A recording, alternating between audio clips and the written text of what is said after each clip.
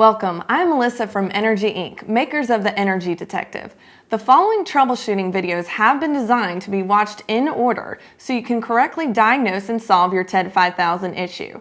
This video assumes that you have already watched our installation video, the MTU and CT sets have already been installed in your breaker panel, and the gateway has already been plugged in to an available outlet.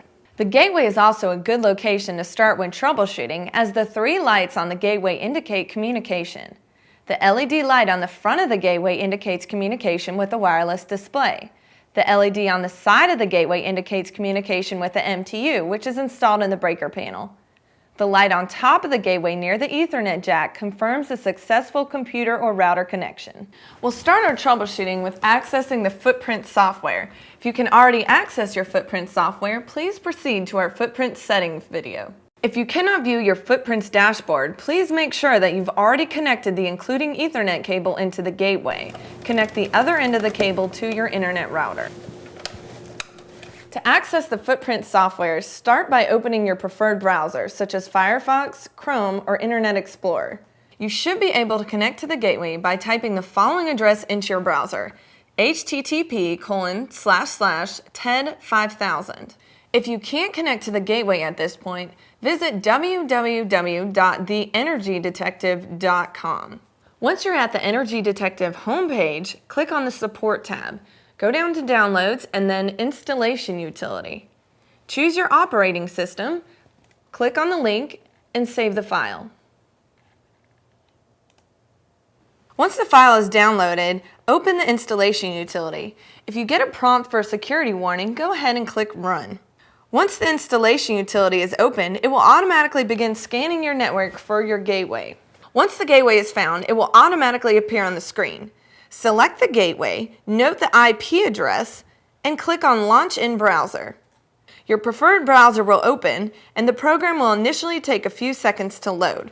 If your router has reassigned your IP address on more than one occasion, you may want to set it as a static IP. This will be covered in the next video, the Footprint settings. If the installation utility does find the IP address of the gateway, but the Footprints page is not loading correctly, try using a different browser. For example, try Google Chrome if you have been trying to connect with Internet Explorer or vice versa. Sometimes internet browser settings can prevent the page from opening correctly.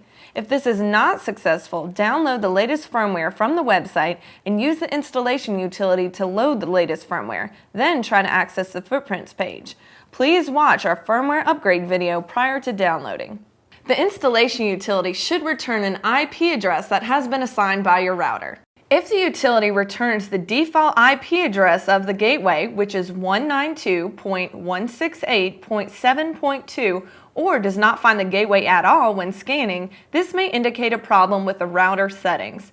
In this instance, you may connect the gateway directly to your computer. However, keep in mind that some computers require a crossover type cable, which is available at your local Radio Shack or Best Buy.